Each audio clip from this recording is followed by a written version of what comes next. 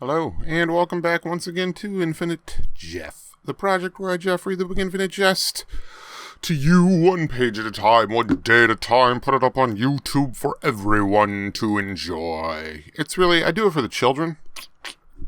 Actually, I don't, and I specifically, every time I upload one of these, I have to specifically say, it's not for children. Which, it's not. But, I mean, it could be. I don't know. You know, I do it for the children. But this is page 197. Yeah, 197. Here we go. And at house, he sometimes wakes up in his staff cellar bedroom down by the payphone and tonic machine and looks out the sooty ground level windows by his bed and watches the catatonic touching the tree in her sheet and glasses, illuminated by Calm Avenue's neon or the weird sodium light that spills down from the snooty tennis prep school overhead on its hill. He'll watch her standing there and feel an odd, chilled empathy he tries not to associate with watching his mother pass out on some piece of living room chintz. Unit number 6, right up against the ravine on the end of the rutted road's east side, is Ennett House Drug and Alcohol Recovery House. 3 stories of whitewashed New England brick, with the brick showing in patches through the whitewash. A mansard roof.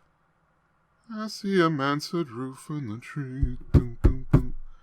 That sheds green shingles, a scabrous fire escape at each upper window, and a back door no resident is allowed to use, and a front office around on the south side with huge protruding bay windows that yield a view of ravine weeds and the unpleasant stretch of Commonwealth Avenue.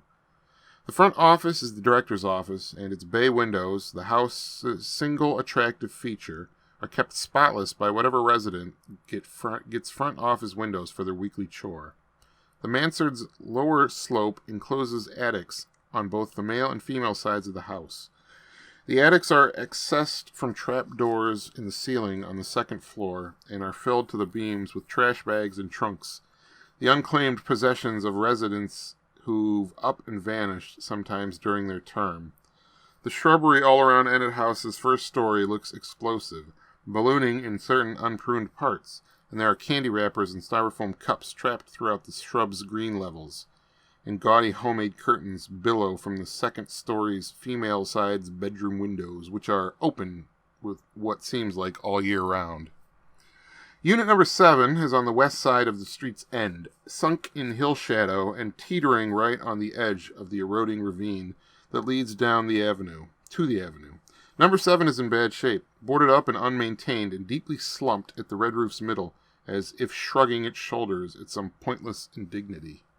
For an Ennett House resident, entering unit number 7, which can be easily entered through the detachable pine board over an old kitchen window, is cause for immediate administrative discharge, since Unit 7 is infamous for being the place where Ennett House residents who want to secretly relapse with substances sneak in and absorb substances and apply Visine and Chlorets, and then try to get back across the street in time for 23:30 curfew without getting pinched.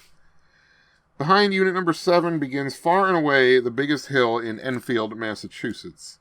The hillside is fenced, off-limits, densely wooded, and without sanctioned path, because the legit route involves walking north all the way up the rutted road through the parking lot, past the hospital, down the steep, curved driveway to Warren Street, and all the way back south down Warren to Commonwealth.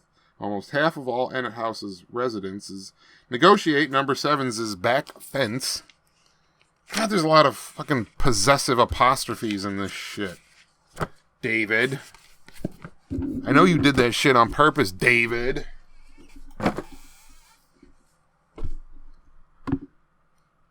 Number 7's is you know, father's is, mother's is, backside's is, sus. But, yeah, that was page 197 of Finnegan's Wake. No, I'm sorry, Infinite Jest. I see a mansard roof through the trees.